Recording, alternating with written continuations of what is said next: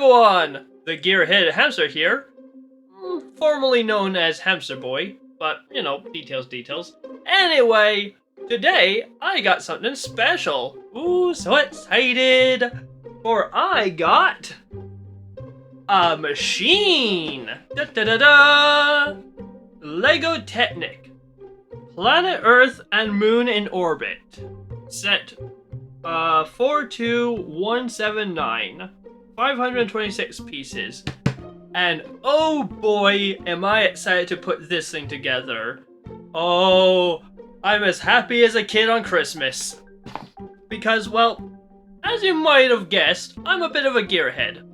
Hence the name change. Anyway, but yeah, no, I love mechanical machines. I love clockwork. I love things that turn and gears and whatnot. And yeah, I know I've dabbled in electronics as well. I got some circuit stuff as well. But yeah, no, really, before the electronic stuff, my bread and butter was gears. Clockwork, machines, things that turn, things that move. Absolutely love it, love it, love it. And I may have briefly shown off some of my wooden contraptions before, specifically the wood worm gears machine, but I have others. Still need to make those videos, note to self, in future. Anyway, oh yeah, and also the Tumbling Avalanche, that was a big machine with lots of moving parts. Yay. Do the tiny little ball bearings technically count as an individual moving part? Yay, it's got thousands of moving parts! Plus all the chain links also count, so yay! But no, really, I love machines. I love things that move, I love things that turn and all that. And something else I absolutely love, like I said, clockwork. Like, I got my mechanical watch on, I got...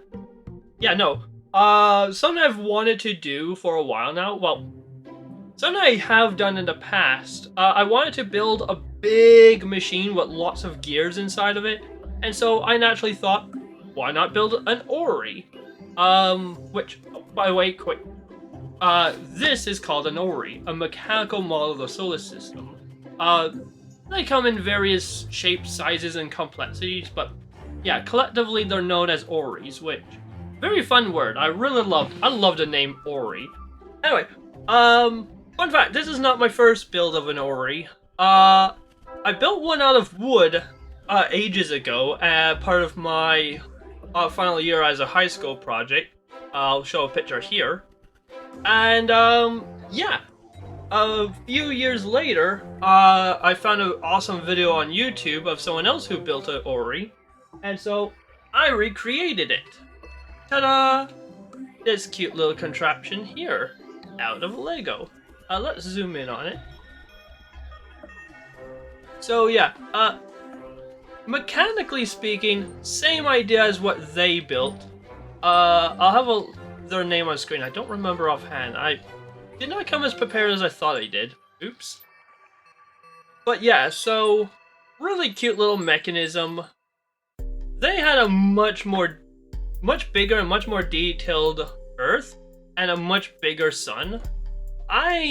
One, don't have the bricks nor skill to build such a detailed, intricate globe. And two, the other issue I had is I did not like the scaling of it. Like, the Earth on theirs was massive, and then a super dinky tiny moon. I wasn't a fan of it. The other thing, obviously they had a much prettier base than this. This is very bare bones, very simple. Also note that they had a different set of gears in the middle here because they were using an older system of gears and clutch dogs that, when combined, is actually one stud shorter. This is a little bit taller, so, you know, I had to sort of improvise how the structure is mounted and everything, make everything a little bit taller. But yeah, no, really clever design, really genius. The fact that it all works and moves too is super, just really awesome. They were able to motorize it as well. But yeah, really cool little model, just genius. with that said, there are a few minor issues. One, I'll admit, I'm not a huge fan of the way they laid the gears out. If you look from the bottom, they all land on a single two-dimensional plane. Like, all of the gears are just all on this one vertical column, all on a plane together. With the exception of this set of gears here to drive this turntable. But yeah, the only other exception are the gears driving the moon's orbit out here. But that brings us to another issue if we zoom in on it. So we have one main axle coming back, which then it's black on black, but yeah, there we go. There's a set of bevel gears down here that drives a day-night cycle of Earth, which you can see spin there. But it also drives this set of pair of 24-tooth gears down here, which then drives a worm, and then through a bevel gear, driving the turntable. And, well, it works.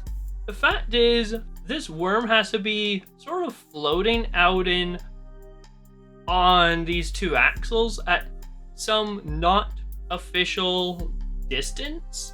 Like, it doesn't snap nicely to the half stud length that these spacers provide, so very much would not pass official LEGO standards, what I'm saying.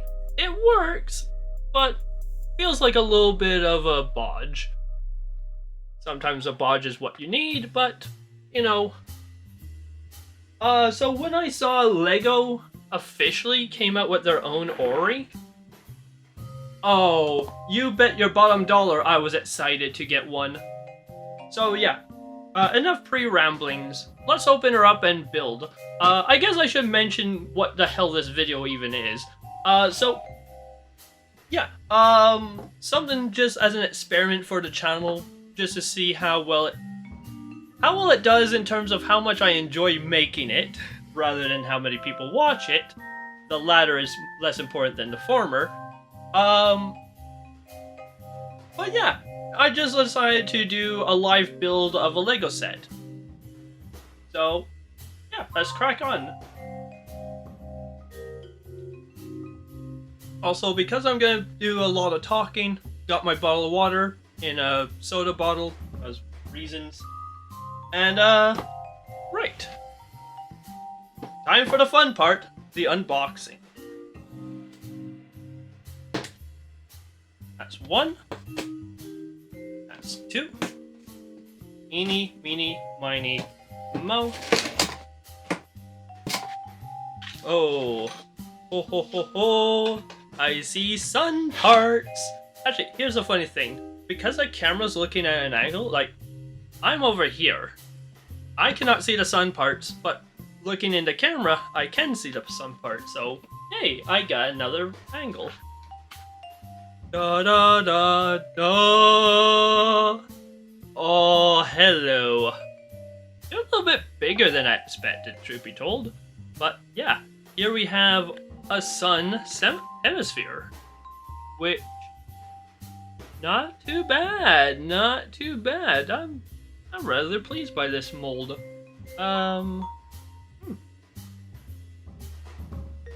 I can definitely see some interesting creative builds using parts like this. I'd be really curious what the mock community comes up with using giant hemispheres like this. This would make for a really fun Indiana Jones boulder. Dun, dun, dun, dun. Yeah, you got two halves here. Right. That's the sun. Ah, good, they're numbered. Number one. Let's see. Lots of gears and stuff. Number three. Bunch of pins and whatnots. More gears, I like it. Ooh, bright orange rings. They actually look very fluorescent orange on the camera, which I'm gonna see how that translates in the edit, but yeah, it's just standard orange Lego, but for some reason it looked brighter on the camera. Oh well, whatever. Bag 4. And yeah, more gears. Okay. Something, oh, if you can't tell, I'm so excited. Something which I find mildly annoying about some LEGO Technic sets. Some are worse than others, but I find, like, so you're building, let's say, a big digger or something, or a big tractor or whatnot, and you get a few bags full of lots of gears and mechanical parts and things that move, and then you just get a bag with nothing but beams and pins and rods and connectors and just structural elements. And yeah, making it pretty is nice, but if I want a pretty model, I would use system. Like, Brick, I think, such a superior system to make pretty things. Like, you can get so many little intricate details, so many shapes, so many little models. When it comes to Technic, functionality, functionality, functionality. Give me my gears. Speaking of which, well, not gears, but we got wheels, which, did they come with rubber pre-installed? Oh, wow. Well, that's a thing. What? And then some gray rings and Earth. Oh no, planet Earth has been split in two. Guess Dr. Eggman got his way after all. Let's see. Baggie number 2. More gears and turntables. It just makes me smile every time I see a bag full of gears. Yeah, and this set was only 100 Canada. Or, 100 Canada? It's only 100 Canadas!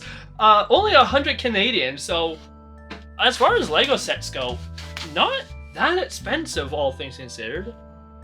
We got a book, which, curious choice. They have a white background? Okay, minor annoyance. It's been slightly damaged. Huh. That's... I mean, I'm not really gonna... It's still usable, but... yeah, that's... mildly annoying. Whatever. And then the sticker sheet, which... let's see... apologize for the reflections. So we got phases of the moon. I'm okay, glad it's split up into 4 separate stickers. And then we have the months of the year, which those are split up into 6 separate stickers. I say I'm glad it's split up like that because, at least on the box art, which actually, let's take a brief moment to appreciate and talk about the box art. Am I zoomed out all the way? Yes. Right. Okay, can I just say, this is lovely presentation. Absolutely, mwah, chef kiss. I love the sort of deep purple space in the background with all the little stars. Very nice sort of spacey thing, but doesn't distract from the main model itself. The model itself stands out. You can very clearly see what it looks like. It feels like it belongs, but you know, it's very obvious. I like the little silver space logo on the side here, like the silver within the purple lettering over top. The old classic LEGO Space logo is a nice little touch. Same goes for this end, very silver.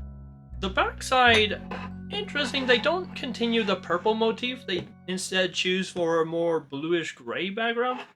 Fine, fair enough.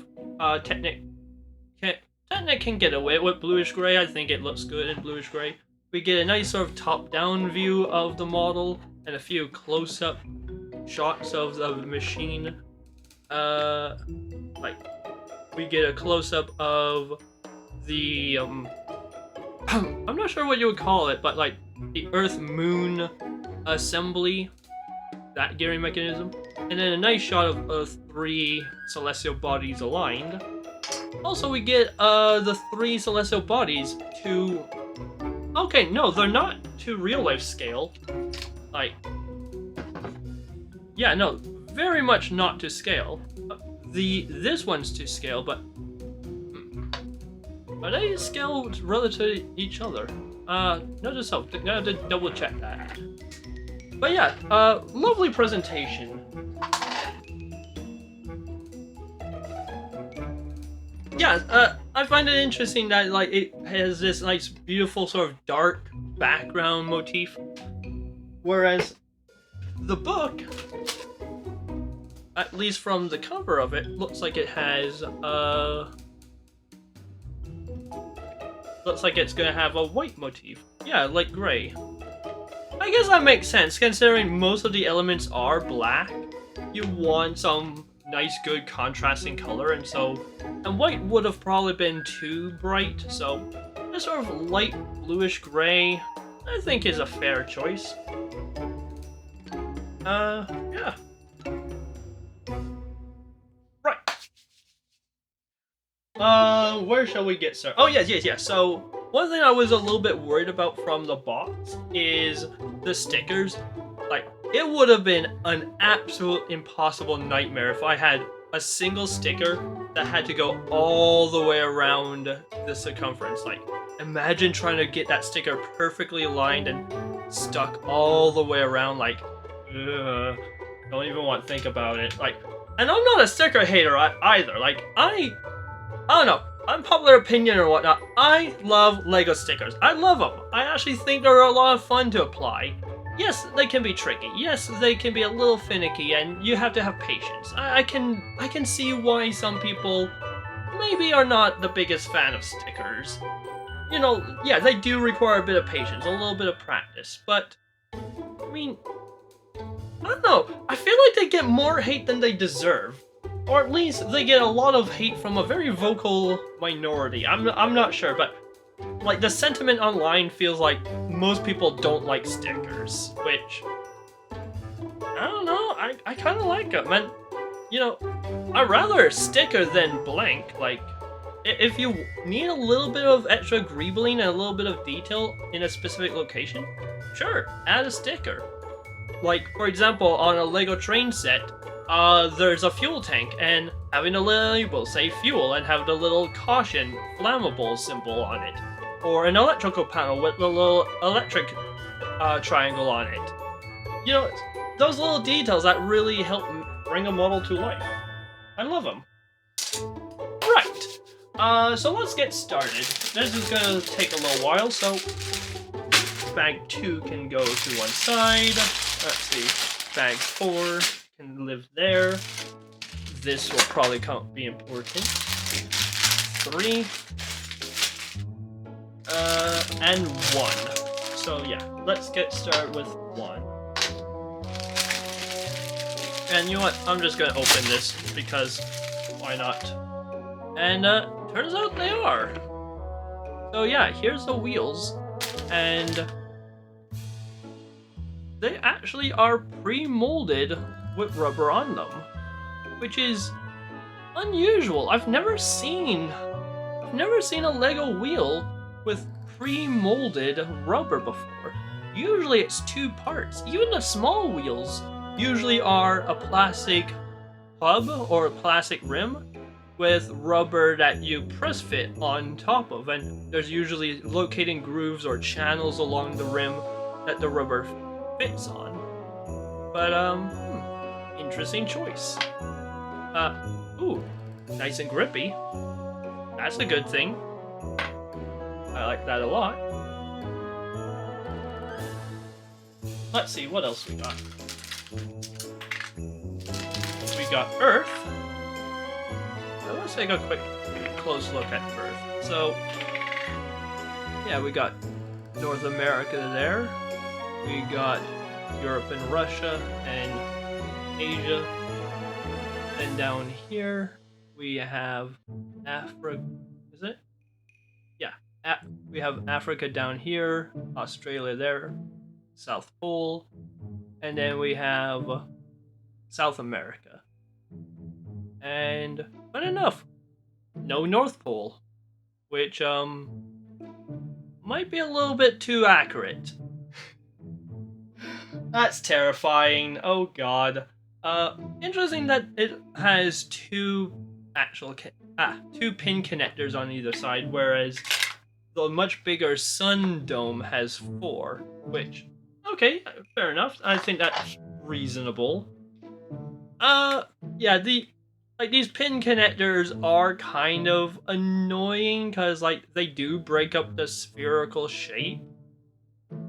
On the one hand, I think it would have been really nice if Lego could somehow,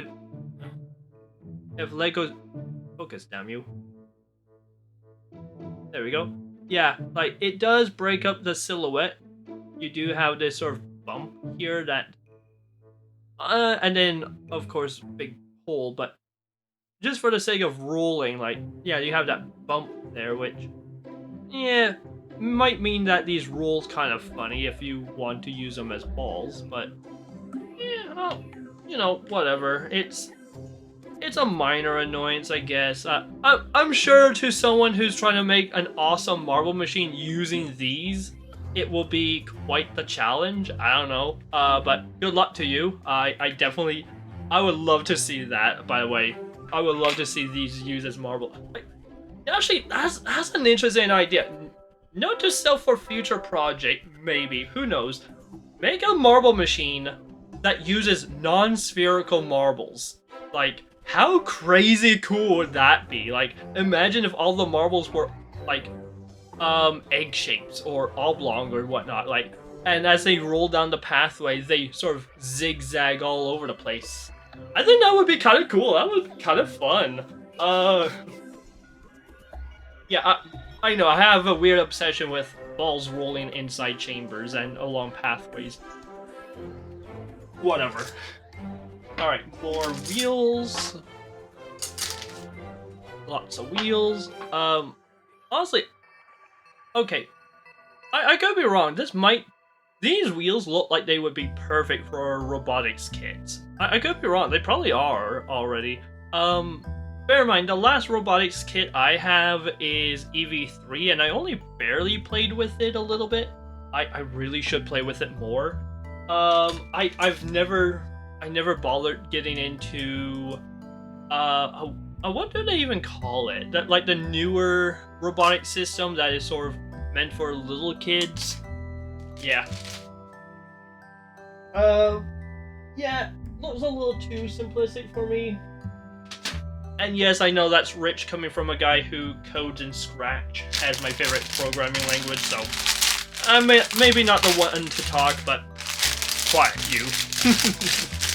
Alright, zoom out a bit. Alright, open her up.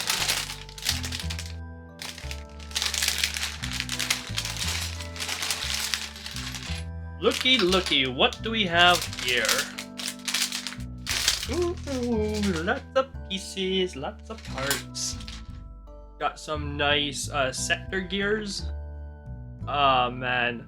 Yeah, when these pieces first came out in the bucket wheel excavator, yeah, I knew Lego was onto something. Like, about bloody time we have a decent ring gear. Like, we have had a couple of ring gears in the past that were one piece and very tiny, like part of a wheel or the inside of a drill element. And yeah, you can sort of make a planetary gear set out of it, but no. This is a proper ring gear.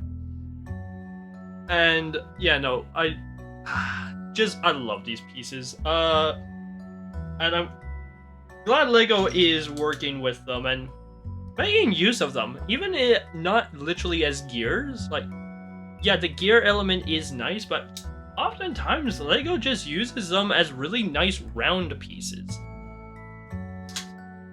I'm actually gonna rotate the camera a little for that way. There we go. Right. So yeah, we got some sector wheels.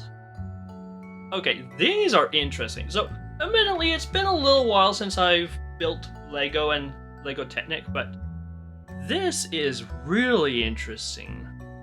I've never had a piece like this before, where it's holes on one side, rotate 90 degrees, and every other space is holes on the other side. And so you get this sort of two-way beam. Like, I'm used to these elements where they're beams all the way across on one side and then flat on the other side, and you know they make sense. Funny enough, they're actually thinner in this direction than they are this one. Sorry about the autofocus. I'm curious how this holds up. Like, is this? Ah, okay. So just taking a close look at it. Yeah, just taking a close look at it. It seems like this is of consistent thickness, whereas this one is thinner. Like, this one is the same thickness on both sides. At least it seems that way. But yeah, very unusual piece. But yeah, I can immediately see the utility in a piece like this where you need 90-degree connections along the length. Like, I can see these being super useful and yeah, becoming one of the new mainstay components of the Technic system. Like, parts like this almost make me ask, why didn't LEGO make this sooner? Although, having designed molds for injection molding, I can imagine just how much of a pain in the ass this must have been to design and manufacture. Like, this probably, I can only imagine like 4 separate parts or 4 separate pieces opening up on all sides, just a massive machine just to make one small part. Like, however they make this, like, what's your secret sauce, LEGO? I want to know, because that's brilliant. Same goes for this beam, which is in black. One nice thing about the shiny glare of the light, it makes these black parts easier to see. But yeah, again, so I'm guessing this side, so the 2 halves of the mold open this way because this side's way more detailed. And then there's probably some sort of pins on the top of the mold that come down and sort of wrap around the piece like this, I would imagine. Like, pins coming down that way.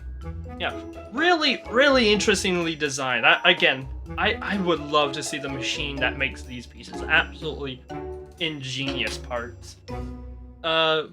Likewise, we got frames, which similar design with holes on all sides. Like, I'm vaguely familiar with pieces like this. I've seen parts like this before with holes on all sides, but yeah, nice to see them in bigger frames as well. Yeah. A lot of standard pieces I've seen before, although nice to get big gear. What is this? 36 tooth, I believe. Usually says on the gear itself.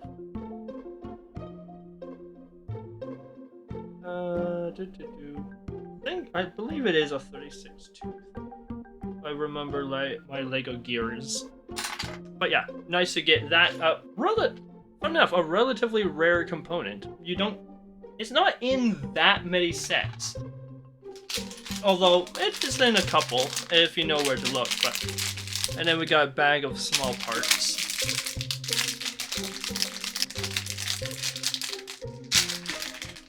Right. Just gonna dump them all out, because why not? Well, I mean, several good reasons. Alright. Baggie can go off to one side. Right. Not sure how I'm gonna have all this, like, framed for the video. I probably should have put a little forethought into that, but yeah, I'm winging it. Alright, so get set up our new packaging. Oh. Instead of using plastic, they're using paper apparently.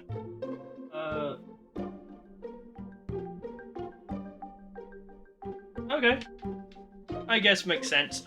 Okay, I guess. Damn it. I don't want to get too political here. I apologize, but yeah, no. Considering the climate crisis, you have to wonder, like, LEGO must be sweating bullets because, like, their whole bread and butter brand is, we make toys out of lots and lots of tiny pieces of plastic. And with the new sort of eco movement, not new, but like the whole like eco push of like reducing plastic, going green, less carbon emissions, etc., etc. Like paper straws are now a thing. Paper or wooden utensils, like you don't find like disposable plastic forks anymore. It's all wood or paper nowadays. Like I said, Lego must be looking at this and thinking, oh, our whole business model is selling hundreds of thousands of tiny bits of plastic. Tugs at collar. Eek. So, I'm very curious what the future will hold in Lego. I would not be surprised if we look back in retrospect and think the early 2020s were Lego's, like, golden years. Because I'll say right now, like, looking at the shelf, when I went to the Lego store to buy this, looking at all the other things it has Lego has to offer, like, damn, does Lego have some really cool sets out right now. We got Lego Mario, we got Lego Sonic, we got some beautiful flowers, we got some Easter Bunny sets. This is recording before Easter. We have some really amazingly big sets. Like, Lego has really been pushing a lot of big sets lately, such as World Map. We got the Millennium Falcon a few years ago. We have the Eiffel Tower, which is just this massive tall thing. Although I am told it's a little bit repetitive to build, which, yeah, fair enough. But yeah, no, count them, 3 different Hogwarts Expresses back to back to back. We got a really good Hogwarts Express a few years ago, which, small set, relatively cheap, good good price for its parts, good train set as well. Then we got the really massive, like, UCS Hogwarts Express, or Ultimate Collector's Edition. Whatever. Ultimate Collector's Set, I think? UCS? Maybe. Whatever, like this really big, awesome set, which the fans were lukewarm about, but it did come with a cool new wheel element. And now there's a third new Hogwarts Express set, which, what? But I mean, I'm not complaining. It looks really good. Note to self, I might get one. Even though I got 3, shamelessly, I got 3 of the classic Hogwarts Express sets that came out a few years ago. One was just for itself. The second one was as a donor set, so I can modify the locomotive to motorize it.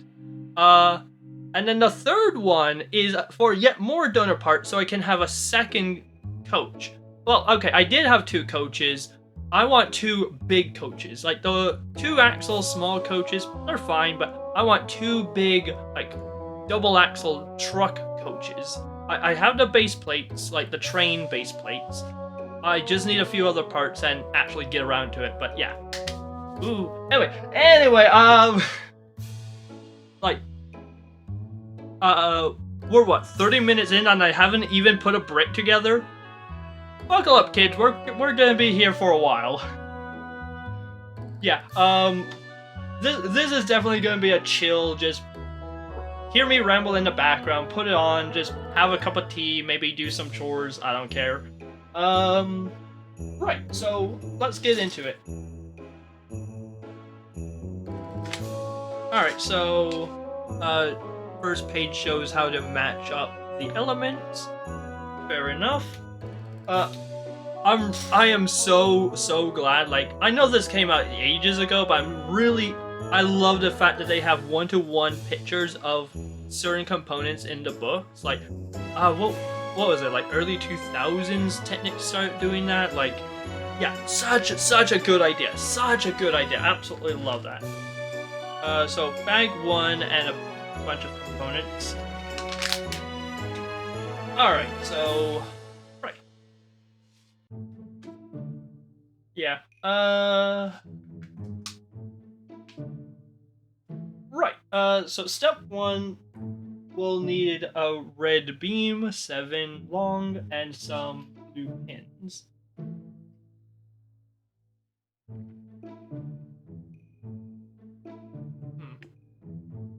Again, I'm not sure how I want the camera set up.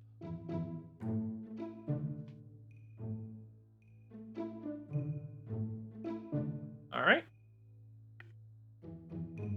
Yeah, again, apologizing. I'm still sort of working through this, trying to figure out how I want. Right. So far, so good. Alright, I'm gonna run out of commentary eventually, aren't I? Yeah. So, I'm not entirely sure what I'm building right now. Building something. I presume I'm building the underframe, the cross that the wheel feet are gonna attach to. I think that's what I'm building right now. Oh, I need a pin with a ball end on it, like so. Didn't know they make them in red. I know they make these in black, but maybe it's new for this set. I don't know. I'm not keeping up with LEGO news super well, but, you know, whatever. Now we need a long black beam, like so.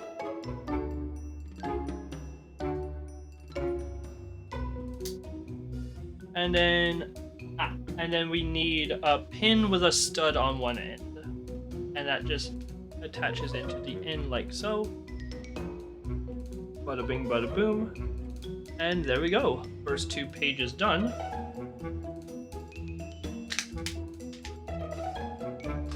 Yeah, I'll say this. Another credit to LEGO Group and LEGO designers. Something I notice is whenever possible, they tend to avoid using different size elements in similar colors. So for example, we have this gray beam here and this black beam here.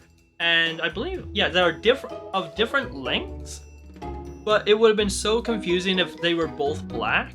So when they can get away with it, they tend to do different colors. That way, these 2 elements that superficially look similar are visually of different color, and so easy to identify for beginner builders, which, yeah, really good design, really good, like, thought process behind LEGO. And LEGO does that quite a lot with all these sets, so, yeah, just really good foresight.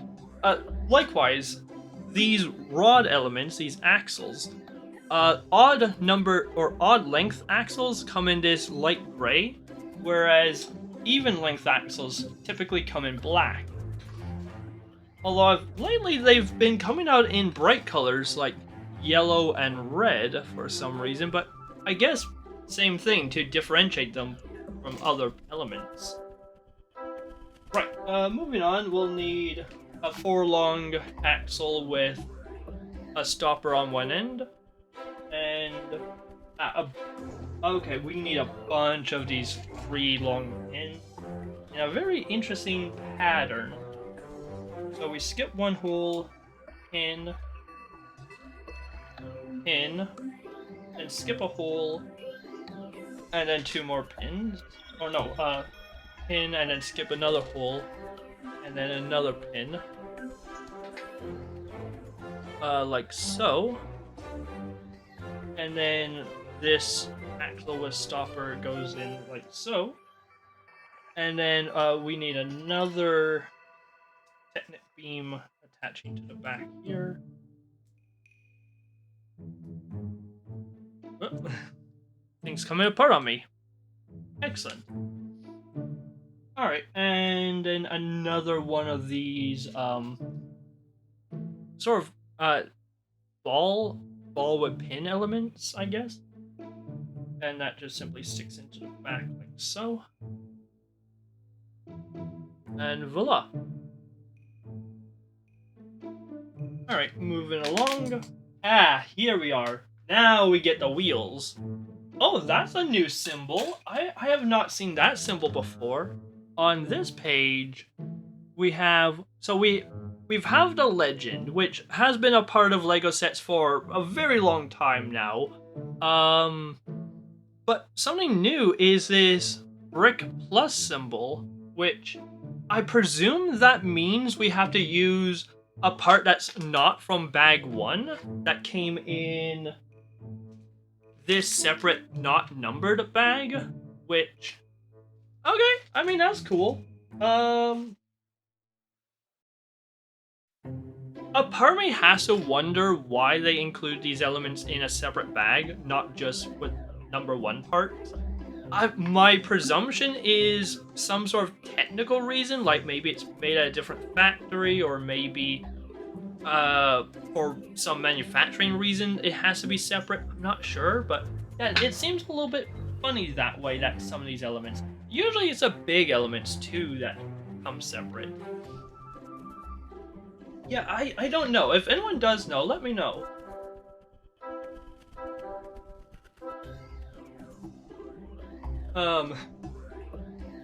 Alright, but yeah, so let's add the wheel place. So we'll need 1 wheel.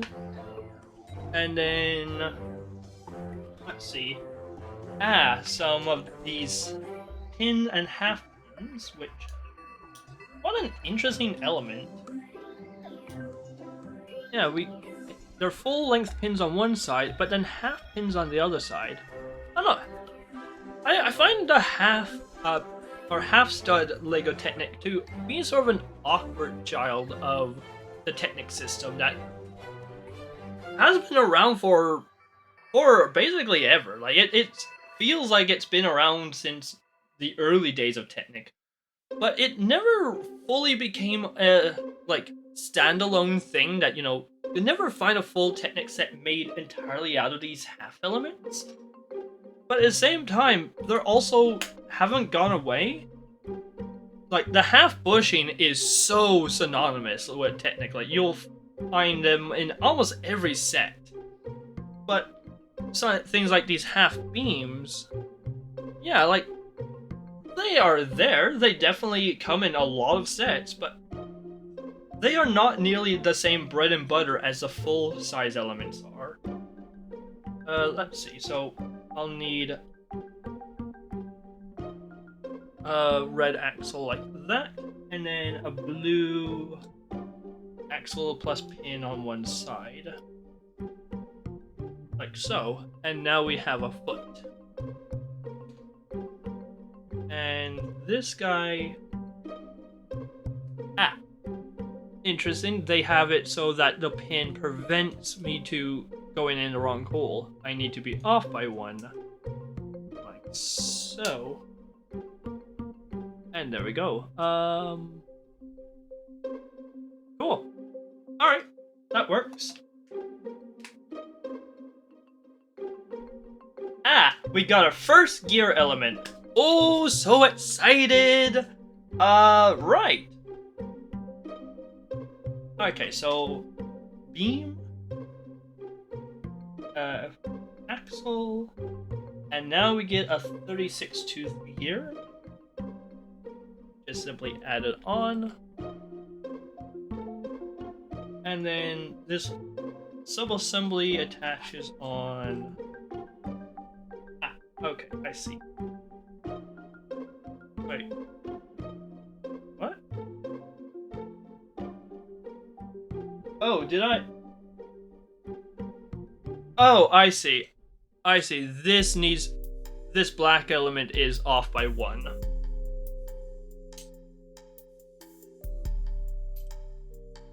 Oops. And already I made my first mistake. Wah wah. Like, yeah, it happens. Like,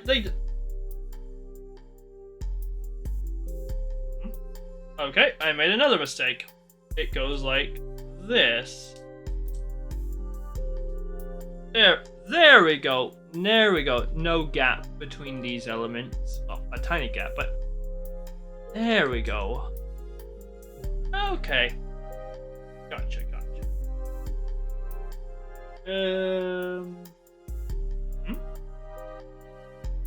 That doesn't make sense.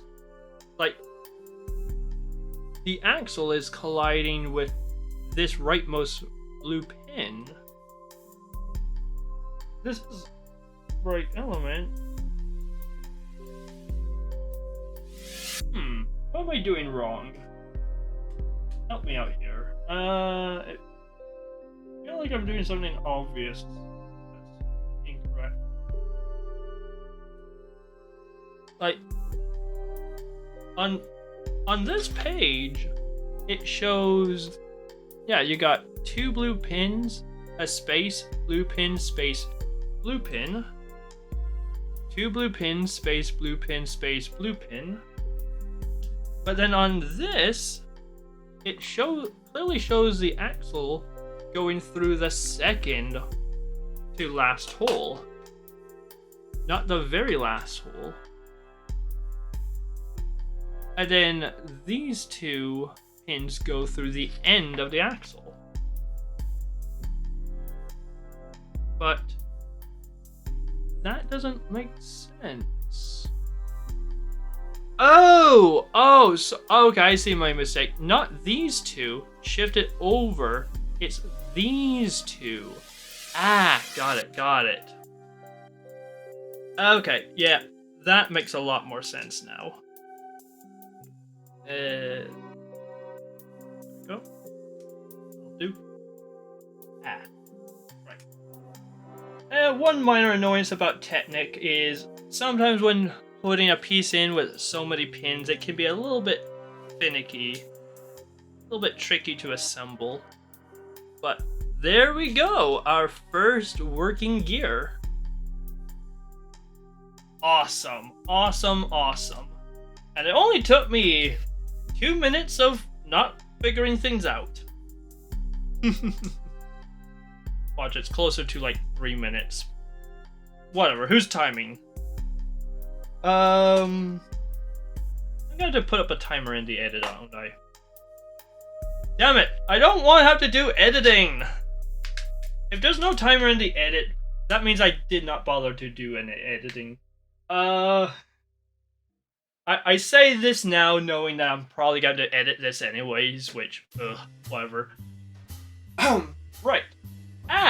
Cool. Now we get to add one of these big ring elements, like so. Alright, so how does it go on? Okay, so one of the axle holes, one of the cross axle holes, needs a pin. There we go. And then that goes on. Oh, I see. And then the pin with stopper attaches like that. And then this pin attaches like so. Da da da. And this will be the bottom ring of the set. This bottom ring here. Cool. Alright, so I was correct in saying that this beam element, or beam assembly, would be the cross at the bottom of the model. Excellent. And I presume this would be one of the input gears that drives the entire machine. Alright, we got a bushing. Okay, quick aside. Does anyone pay attention to the orientation of these bushing elements? Like, so, yeah. Hard to show, I know. Stick it on one of these. So yeah, these bushing elements have an orientation. One side is round, the other side has sort of a plus shape to it. And here's a funny thing. So the instructions show which way the plus shape should go and which way the round shape should go. But how many of you builders out there actually like focus and pay attention to that and actually put it the way it's described in the book? Like sometimes I do, other times I'm like, whatever, close enough, it'll do. Same goes for these 3 long blue axles, or not pins, sorry, these blue pins. Oops. Yeah, Sometimes, like, the way the instructions, like, force your hand to put them in a particular way, but other times, the steps are close enough together where you'll realize, oh, it doesn't matter which way they go, and so, yeah, sometimes I don't even bother putting them in the correct way, I just put them in whatever way I feel like. Because, you know, at the end of the day, it doesn't really matter. Oh, and I'll need another bushing here.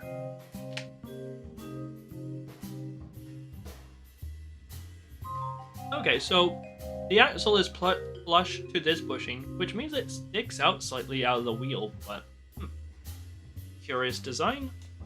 As long as it... Yeah, that's an interesting design. Okay, nice and grippy. If the pin sticks down too far, this slides on the table and you lose all the grip of the wheel, which kind of defeats the point of having rubber. So, yeah. Moving along. Okay. Oh, that's interesting. It shows a ghost of what we're going to be building next. Very interesting. Yeah, again, I'll give credit to LEGO. They have done a pretty damn good job of improving their building quality over the years. We get to play with one of these new crisscross beams. I have no idea what these things are called, by the way, so... I don't know, I'm curious, I'm gonna look that up. Excuse me. Alright. Oh! Something else I just noticed. At the very bottom of the page, you have a 12-tooth gear on a gray bar that goes all the way across the other side. I do know that LEGO makes these books digital nowadays, which, yeah, that's probably going to be the direction LEGO heads in the future. I would imagine at some point they'll just make digital copies and the paperback books would be obsolete. Maybe not for the very young sets, like for the sets for little kids, like city sets, and then maybe Duplo sets would still have physical books. Do Duplo sets even have books? I'm not sure. I honestly have not gotten a Duplo set since I was literally a kid. Or toddler, actually, but... whatever. Yeah, like, for example, here. Here is a place where the beams can go either way. Like, if you look carefully, you'll find which way it actually goes, but... At a step like that, practically speaking, it doesn't really matter, so... Alright. So the orientation of this beam does matter 90 degrees. Thankfully, you can't really screw it up too bad.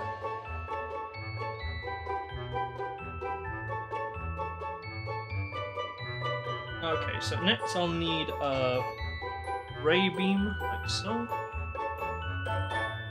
Add more of these ball with pins, pins with balls. The way around you want to say it. There we go. Attached.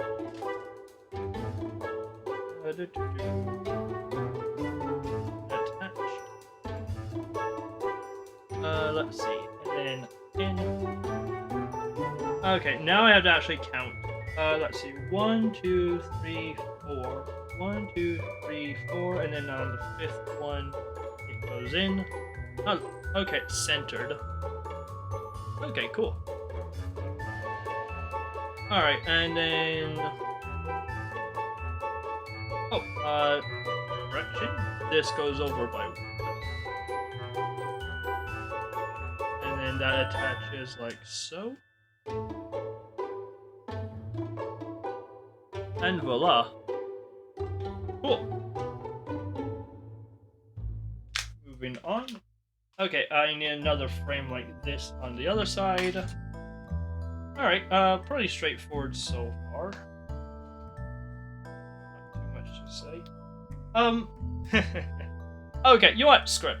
Seeing as we have a little bit of time to kill doing a simple task, there is one LEGO set I do want to complain about a bit. Give a maybe not so glowing criticism towards. Not script. I can get it from here. 1 second. Right.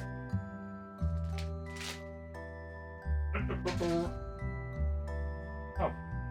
Pardon the dust. This set. Does anyone remember this one? Yeah, pardon the dust, but this Lego Technic crawler all-terrain truck. Like, really, it's a really bloody cool set with, like, swinging open doors and, like, swinging out, like, footstools. It's got suspension, got these rotating track elements, it's got a working engine, got differentials and whatnot, working, winch and pulley system, like, the whole shebang. It's a really bloody cool model, and it's a really big model too. And I saw a few videos showing all of its functionalities, and I thought to myself, man, that looks so cool. Such a really cool and interestingly designed vehicle. And I'm correct. It's a really nice model. I love it. With that said, despite it being a relatively recent set, like, I forget exactly when it came out, but it's not that old. But at least the box I had, I'm not sure if this is a universally held problem, but the version I had, the bags, like, had no numbers. And I'm thinking to myself, what? Are we in the early 2000s here? Like, why? For such a huge set, like, it was what, like 1,000 something pieces? I'll put the number here, but yeah, for such a big set, it had no numbered bags. Like, that was one of the most frustrating sets of Lego I put together in ages. Like, turns out, numbering your bags, such a brilliant idea. Absolutely brilliant. Makes assembly so much less frustrating.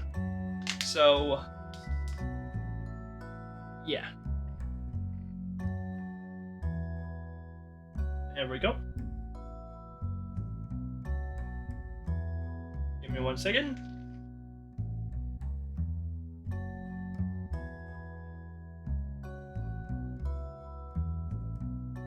Yeah, I want to hear, anyone else have that issue with that particular set? Because I've not heard anyone complain about it, at least from the reviews I've seen. So I'm wondering if that's an issue that only I had, or what? Or maybe if it's a regional thing? I don't know. But definitely very frustrating.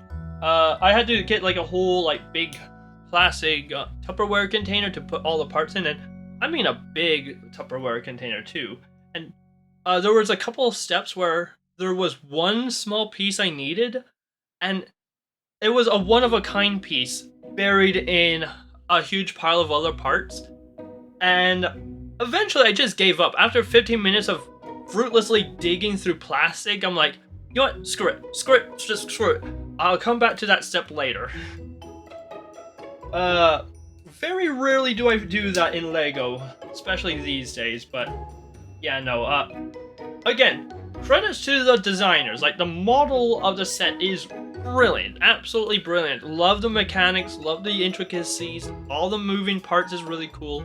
It's just a packaging and marketing team, specifically the packaging team, that dropped the ball on that one. Right, so that's one wheel, 1 foot, and then another one. Let's see, set that aside.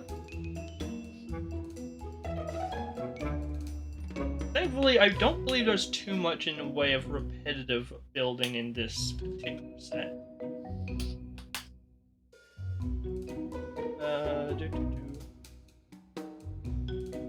Like, sure, the 4 feet are a little bit repetitive, but not too bad.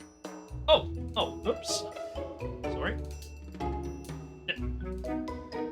That comes apart. Okay, sorry.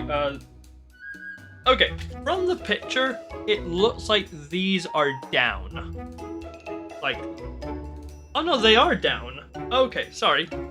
The picture, it's a little ambiguous whether, just as a glance, it's ambiguous whether they are down or across. But they go down, okay. Mistake caught and remedied. I'm making a lot of goofy mistakes in this, but whatever.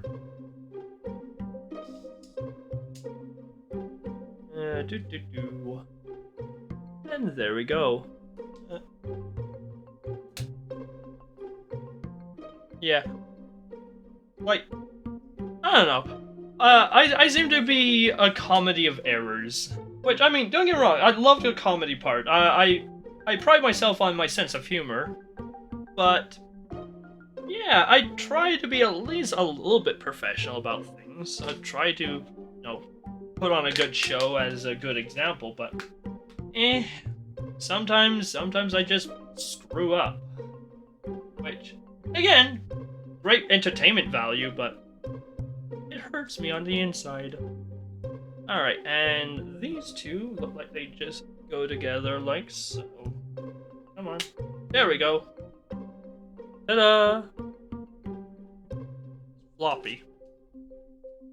Oh well, let's see. I'm sure there's a thing to remedy that. Okay, yellow goes there, I think? Oh no. Oh, okay, rotate like this. Yellow goes there.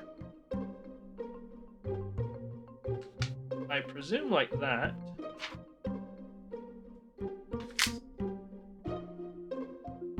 Yeah, I'll just say this. Something which is a skill I'm also learning in video making is keep the damn thing in frame. Like, it's useless if I'm building all the way out here and you can't see a bloody thing. Or if I'm building all the way over here, it's like, I'm putting things together. You can't see anything. Like, trying to be conscious about what the camera sees. Like, what I see is not what the camera sees, and being conscious of, like, the field of vision of the camera. Also, having your hands in the way is also something I'm sometimes it's inevitable, like, sometimes it's just a case of, well, you have to put the damn thing together. You gotta use your hands.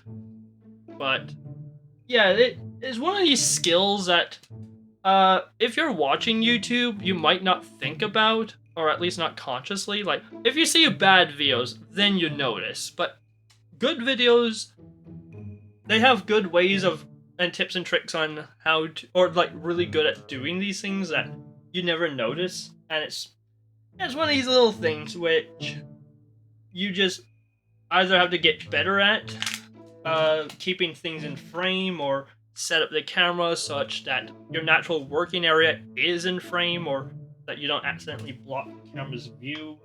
Okay, so to prevent this rocking motion, our next step includes the sector wheels. Excellent. Sector gears. So, okay, so first one goes down here, like so. Okay, and yeah, I realize. So they have these half connectors on the side, but it's symmetrical. So, or I guess, right, that it's symmetrical through an axis of symmetry cut like here, rather than through rotational symmetry through an axle coming out here. Because this is on the bottom here, so this is right hand, and then this one is left hand. I could easily see this being designed where it's right hand here and then right hand here, and it would still work. And so you have right hand mating up with what would be a left hand, and you just build them as a ring like that. Or no, rather, right hand reaching out to another right hand reaching in, and the two connect.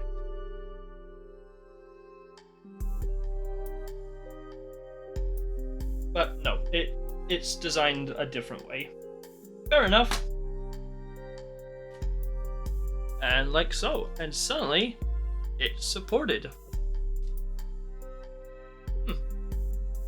Definitely a little bit on the overkill side of, like, you don't need this much raw strength just to keep this from rotating. Like, a little diagonal connector would have worked just fine. Although then again, this is a 90 degree angle, and I mean, okay, there are perfect, yeah, I guess, what is it, 3, 4, 5 is a perfect triangle. That would work. Yeah, the blue, yeah, I got the Technic blue not excavator, crawler crane, that's it. There's this blue Technic crawler crane that came out a few years ago, well, several years ago now. Back when power functions was still a thing. Absolutely love that set. Really, really love that set. One of my favorite Technic sets, to be perfectly honest. And awesome gearbox in the back, but I digress. Something I noticed that the designer really loved his like perfect triangles of Pythagoras, perfect Pythagoras triangles, where lots of like 3, 4, 5 triangles and whatnot. Yeah, they were everywhere in that set, and it's like, okay, that's cool. You know, build up strength somehow. All right, oh, we're actually doing a sort of a sub-assembly. Right. Got my sector wheel here. Got this axle beam. Okay, as a quick aside, I always found this to be such a strange part in the LEGO lineup. Like, it's an axle, but it's got a flange on one side, which I can zoom in on it. Yeah, it's got a flange on one side, meaning that things don't pass through. Yeah, things don't pass through. It cannot pass through that way. Likewise, you stick in a hole the other way, it stops. But the other thing I find just so bizarre about this element is you got the flange, but then you also have this like smooth section here where the axle shape stops and it becomes a perfect round, which, yeah, such I really want to know, like, what was going through the designer's head when this element was first invented and brought onto market. Like, it seems like such an odd design for an axle element. I mean, it's clearly useful. They've used it in a bunch of sets. But, I don't know, it's one of these things that is like, look at it and think, like, what problem were they trying to solve that this very specific part accomplished that task? Speaking of weird parts that absolutely boggle my mind, which, okay, I'll admit, I mean, I'll bite my tongue on this one. I will admit I was dumb, but this part is hilarious. We get a 1x1, like, round, like, we get a 1 long beam. It's just, it's adorable. It's, like, okay, I'll admit, when I first got a set with one of these elements, a 1 long beam, I was just thinking to myself, like, what were the designers smoking? Like, what were they, like, usually you have beams which are long that can connect between at least 2 points. You can have structure along the middle or have gears or whatnot somewhere in between. But here, like, it's 1 long. Like, you put a pin in one end to connect it to something, and suddenly its one and only hole is being occupied. You can't attach anything else to it. Like, there's no attachment points on the outside, nothing on the end. It's only got the one official attachment point through its center, which can only take 1/2 of a pin, or 1/3 of a 3 long pin. And I'm thinking to myself, like, why? Why design a part like this? What's the purpose of such, like, that's gotta be one of the most useless elements ever created. Well, I'm wrong. I will admit defeat on that one. Seeing how it's used in various LEGO sets, like, they've used this element to great effect as bushings, as spacers, as just round elements, like, just a genuinely really useful component that, hell, I've even used them. Like, in a couple of my custom Technic mocks, I found situations where, like, oh god, I wish I had one of these. I want one of these, because that's a perfect element to solve a particular problem I have. I'm like, okay, I'll admit defeat on that one. You win, LEGO. That is, in fact, a useful piece. It's... yeah, I'm definitely singing by a very different tune now. But, I don't know, I just find it hilarious that at first blush, it looks like the most useless element LEGO has ever designed. Like, it has only one point of connection down the center. And yeah, it feels like such a useless element, but, well, as they say, you know, great things can come from humble places, and looks can be deceiving. Alright. So, got 3/4 of the base done.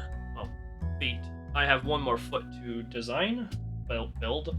I say design. I'm not designing anything. I'm just following their instructions, which are very well laid out. I'm just inept. Yeah. God. As a quick aside, if any of you, I know I'm a variety channel, so not everyone watches everything I do. Fair enough. But yeah, I cannot be tied down to just one genre of things. I'm a jack of all, and I embrace that. With that said, speaking of me being inept, so one video I did, I recently edited, which, you know, quick timeline, so yeah, I tend to make video or record videos long before they're published. But yeah, so I recently edited Hamster Boy and friends play Mind the Gap, which is sort of a trivia game of the different, like, generations, and lots of pop culture questions, lots of history and all that, and, you know, like, whatnot, music and film, and then news and slang. The slang was a pain in the butt. Hilarious, but god, like, if you don't speak the lingo, yeah, no, you're gonna have a rough time with that, buddy. But yeah, no, oh god, spoilers, I was miserable at that game. Credit to Mr. Unelectable, like, he absolutely dominated the four of us, but I just could not catch a break. Some questions, fair enough, you know, they're a little obscure, a little bit like, what? How am I supposed to know all that? But then some of them felt really obvious, and I'm like, no, you fool, you idiot! Oh. Ooh, this is a neat one. It's pin on one side, and then how long is that? Looks like too long. Yeah, a too long axle on the other side. Oh, it's smooth! Hang on. Oh yeah, oh, that's interesting. So I've seen elements like this before where it's got the knurls on one side, which gives it friction, but this one is a free spinning element. Cool! I can definitely see how this would be a useful piece. But anyway. Oh, oops. I designed it wrong. I'm too busy discussing, talking about other video projects. But yeah.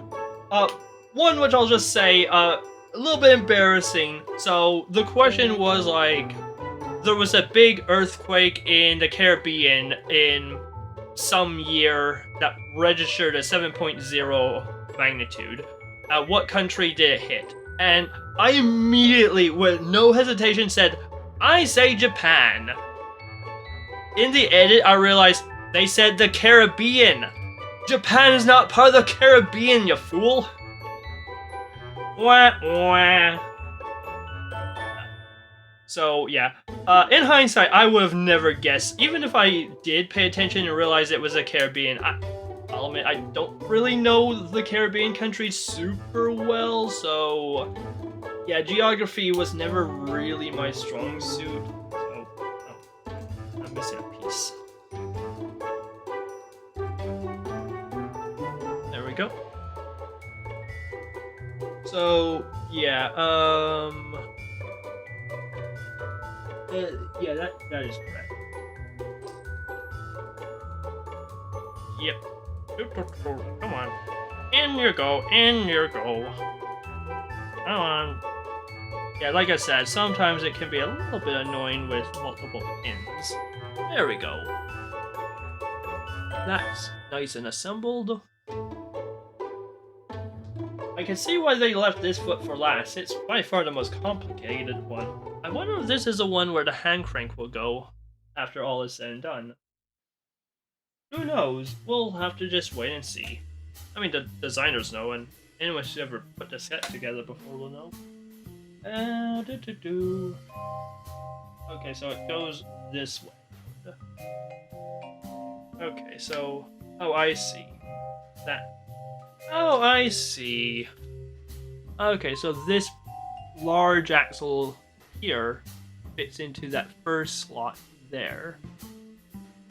Yeah, that's really neat.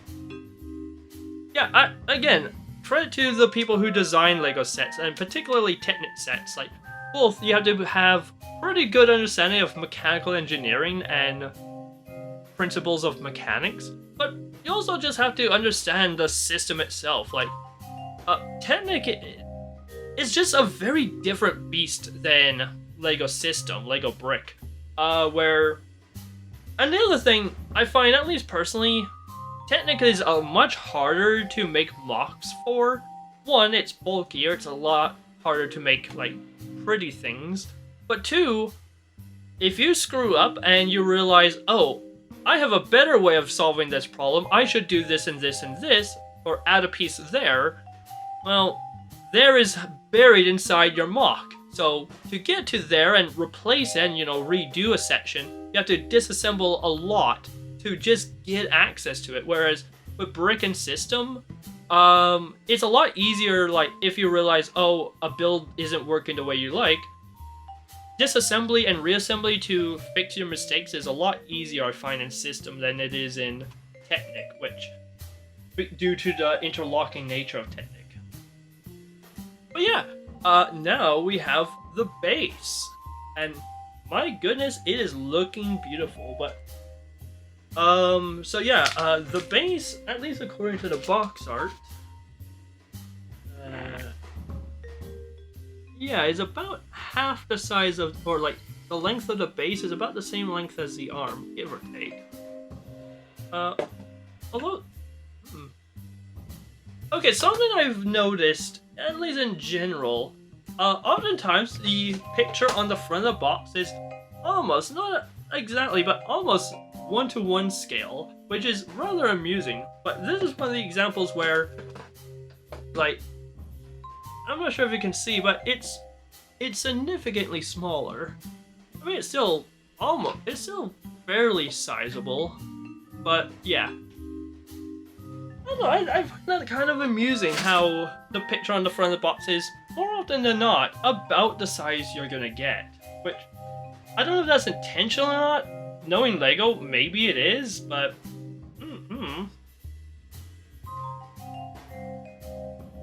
Anyway. Right, so what's next? Right. Okay, so it goes this way, so the white axle is that way. Orientation matters. So we need a bushing on this yellow beam there, like so. Oh, and then 2 white elements on the ends there, and there. Voila! Definitely getting to the end of book 1? No, to the end of bag 1. Right. You know what? Speaking of book one, I guess I should mention this. I mentioned it in the comment, but I guess it should, like, bear mentioning here. Oh, okay. Right. They want these little elements to attach between this and there. So there to there. Okay, is this...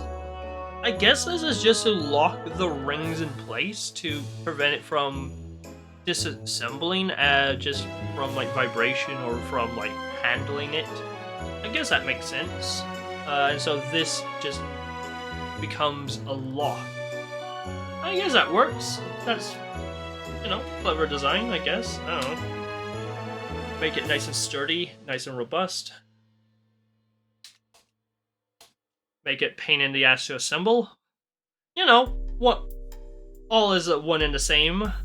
But yeah, as I was going to mention, so a video I made a long time ago. So my channel, at least right now, is split into, I guess, 3 segments now. I'm gonna say 2 segments. So I have what I'm calling the legacy videos, which I made basically a decade ago. These were the videos I made on my old flip camera. That's the brand name. It doesn't flip open like a cell phone.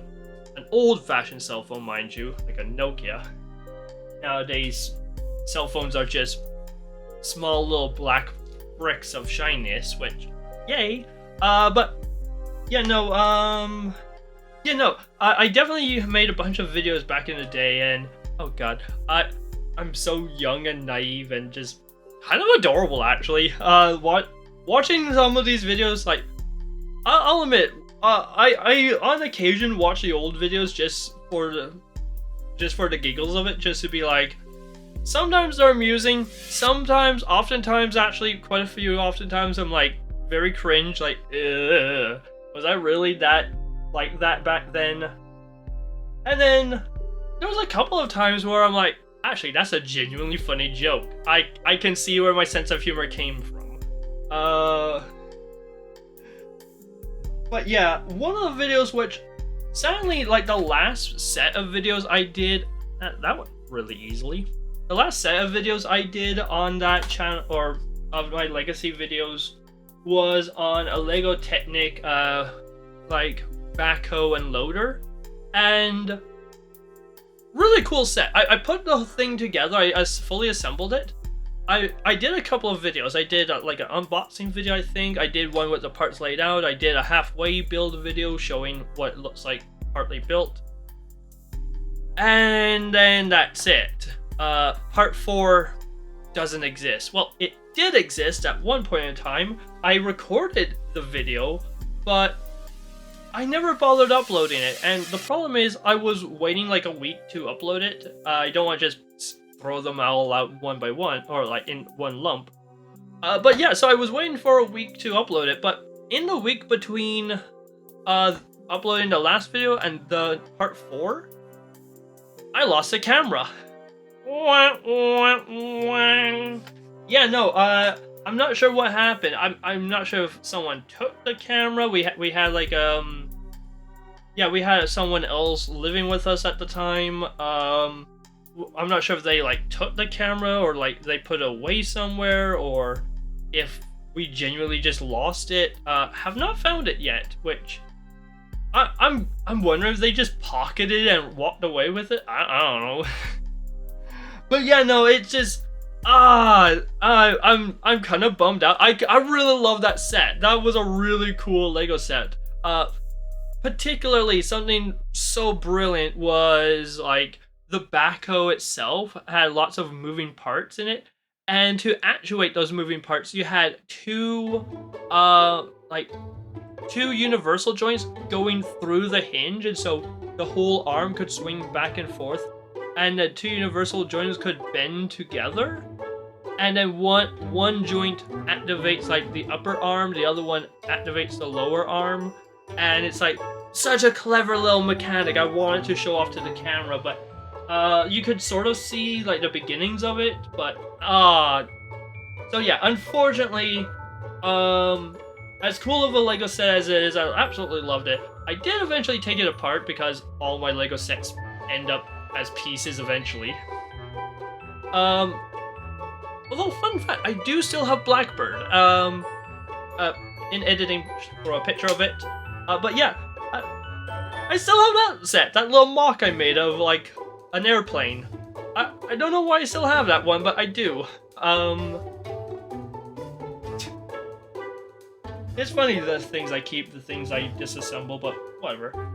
So yeah, unfortunately, there will be no part 4, because the video camera that part 4 was recorded on has long since been lost.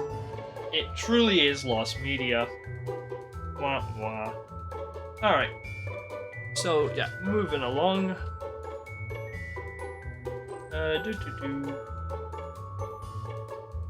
More pins. Gotta love your pins. If you don't love your pins, you don't love your life. No. If you're a techno... if your life is techno. Sometimes I just say random things. I don't know why.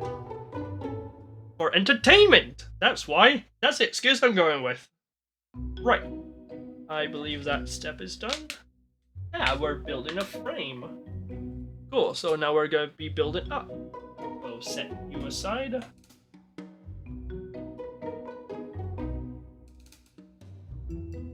How long have we been going for? Huh, an hour 30. At least that's how long I've recorded. Probably going to be a bit shorter in edit. Actually, as a quick aside, so something, I swear, something that always happens to me when I record, like, no matter how many of these videos I do, I've been doing this for almost a year now, at least in, post-legacy videos. So yeah, I've been doing this for almost a year now, and every single time I go to record, like, I get all excited, you know, it's like, oh, I get to record, I get to film things, video recording is probably my favorite part, although I've come to appreciate video editing nowadays. I hated it as a kid. Doing my old videos, I absolutely hated the behind the scenes. Like, doing the recording was fun. The editing and uploading, God, I hated that, but I've come to appreciate that nowadays.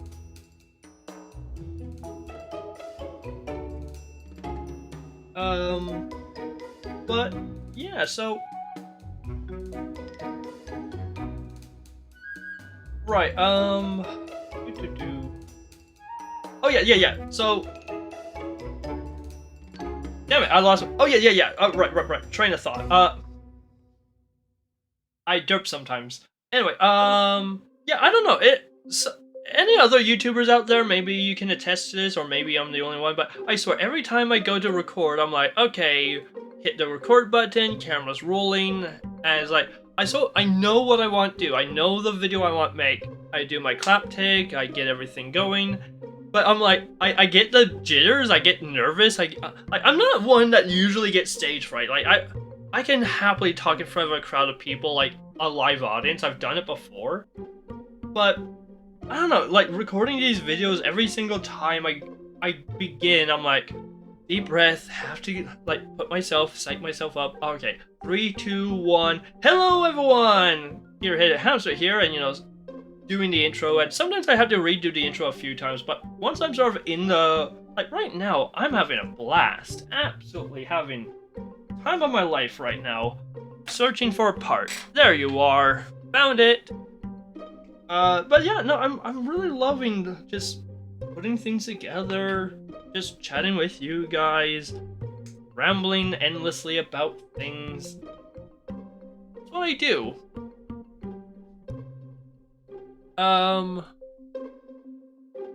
But yeah, so, but yeah, I don't know, it's just one of these things where I just, for whatever reason, I get nervous. Like, the moment I hit record to the moment where I actually do the proper intro and, you know, start getting into the flow, I don't know, get, like, sort of, maybe not butterflies, but I do get nervous. again, I wonder if this is something that's just part of the job, part of like making videos, is people just get a little bit anxious sometimes or whatnot. But hey, whatever. Again, as soon as I actually start talking and start actually doing it, this feeling almost immediately goes away. But anyway, moving on. We made some gears. Well, we assembled some gears, which, yay, a compound gear. Yeah. I love gears. I love mechanical things. I've said this before, but I cannot overestimate, overstate. That's the phrase I'm looking for. Overstate just how much I truly love them. Even as a young kid, I remember having like this awesome like toy train that you push along, and the wheels went round, and then inside of it, it was just crammed to the brim with a bunch of like gears all turning every little bit which way. And then for the smokestack, you had a Scottish yoke that moved like a piston up and down inside the smokestack. Like, it's a toy, it's a kid's toy, so it doesn't make any sense, but it was such a cool toy. I loved it as a kid. I think that's everything assembled. Yeah, that looks about right. Yeah. Okay, I'll admit my voice is starting to get a little burned out. I've been going for an hour and a half, like I said. So, I think I'll finish bag 1, and then I'll call it a quits for tonight, and then we'll come back around to this some other time. Maybe I'll make this a multi-part series. I don't know. Yeah. I don't know if I'll do this as a one big video or a couple of small videos. But yeah, right. So next up, build a sub-assembly. I had to build this frame.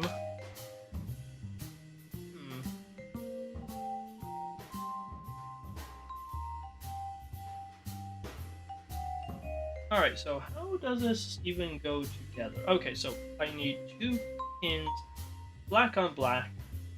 Again, good design. I like how black elements in the book have white outlines all over them. So, yeah, really good design there. I love that. Makes them very easily to identify and easy to see the silhouettes, and especially all the little greebling details on the inside here and over here. Like, you can really see that in the picture. Like, Lego is like #1 in the sort of brick building toy space for a reason. Like, there's a reason why they're considered like one of the best like toy brands out there. It's like, or highest quality toy brands out there, because you know, they actually pay attention to the details. Like, they don't, like, I know I gush about them all the time. Like, they're not perfect. Like, yes, there's quite a few sets that are stinkers. There's a few sets that, like, really? That's what your idea for a Lego set is? Or some weird design choices. And some design choices that raises eyebrows, like, that passed quality assurance? Really?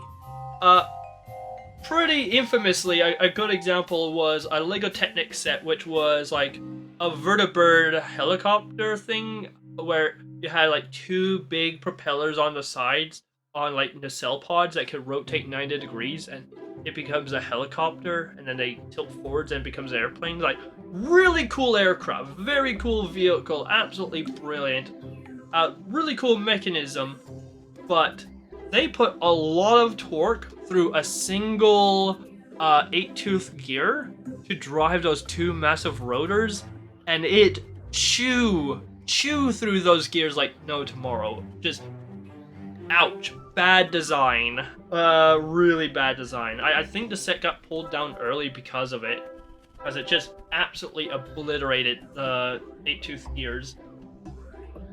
And yeah, like, part of Lego's motto is, you know, they don't want sets that overly stress parts. It's why, like, brick bending is a forbidden art. Oops. Stay in frame, you fool. Like, I've seen some really... there's a Lego channel literally called, was it brick bending or bending bricks? One of the two. And yeah, like that's their whole bit. That's their whole spiel, is like finding creative and interesting ways to push Lego elements literally to their limit and like twist and bend them in fun and interesting and aesthetically pleasing ways. But yeah, you'll never see that as an official Lego set. They're super paranoid about that sort of thing. They're like, no, no, no, no, our bricks must never be stressed beyond a particular limit. They must always assemble exactly as we want them to. And I think those are good rules to abide by, especially if you're a company and you expect the general public to put these sets together, and you know, you want them to last. Like, you're never gonna stop the fans from pushing your product way beyond the limits of what it was ever intended to do.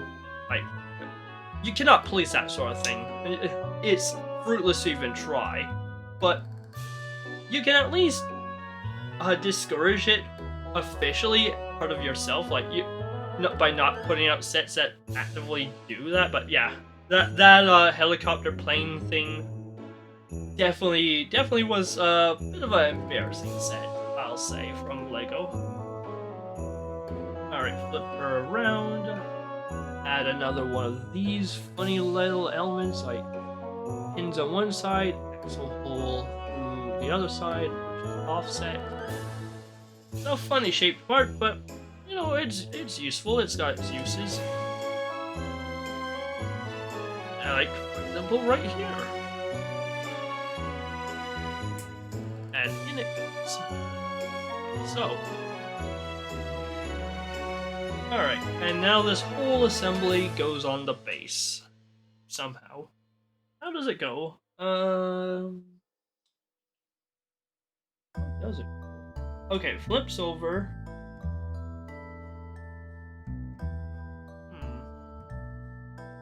Okay, I think I see. Ah. Excellent. Okay. So, right. So the big gear goes through this center hole here, and then the black pins here go into the center holes here. And that all just clips together. Oh, okay. Okay, and that last piece I just added, yeah. Not very good lighting, but yes. There's a 3 long pin that goes up there and that attaches like so. And so far, I'm really liking this. Like, I really like the color palette. Like, black obviously because space. But the choice of using bright orange, that is a bold choice. Blue is a natural choice because, you know, planet Earth. White, in sparing elements, like, yes, white also works as well, like stars amongst the sky. But yeah, the choice of orange is such a bold choice. I'll give them credit. It looks nice.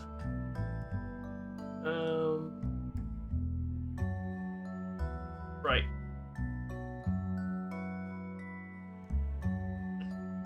Making sure that the axles are slightly raised up.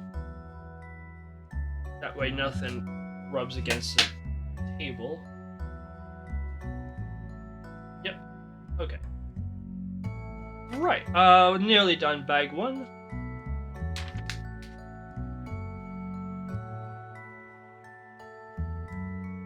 Oh, okay. I'm looking at the picture and no legend, no parts. Are we just taking a moment to bask in the glory of what we just built? It's a really nice model. I don't blame them for using a page just to glorify its image, but actually no. It wants us to pivot these elements down. Like so. So this element pivots down, that one goes down like so. And same thing on this side. 3 and 4. Alright, and then some 3 longs go into the end. Okay, yeah, that's definitely gonna keep her very well secured in place. Oh, I see.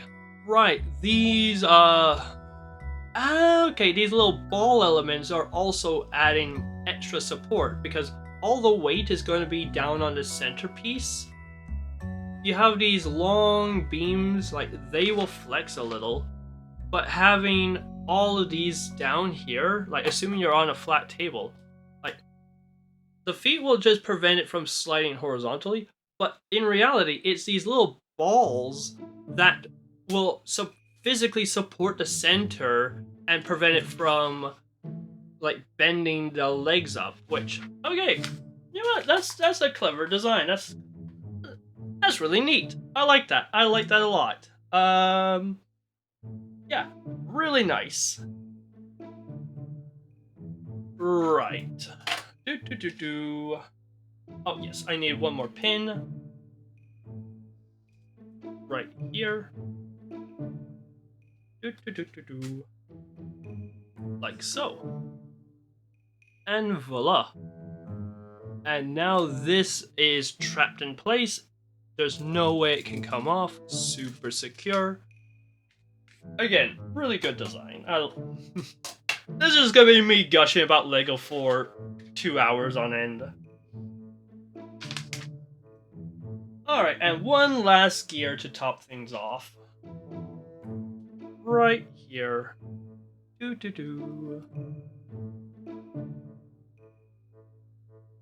Unfortunately, we get this lovely stack of gears, and nothing actually is attached.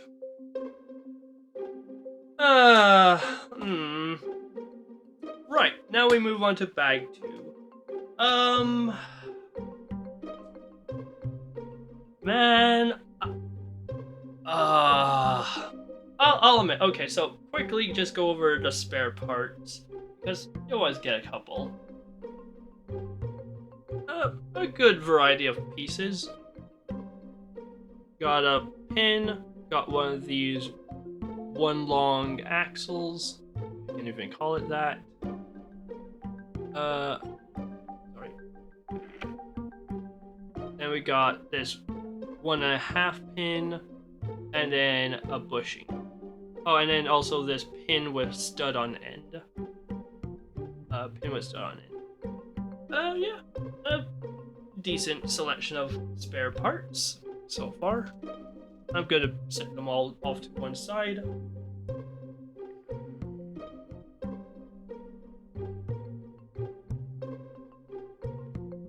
Alright, good enough. And there we have it. So far, not too shabby. I'm pretty happy with it. It's looking nice, even though it's just a frame right now so far, but yeah, I think I'm gonna call it right here. I can definitely feel my throat starting to feel a little itchy, a little bit bothersome. I have been talking for what, how long have we? An hour 47 minutes according to the clock.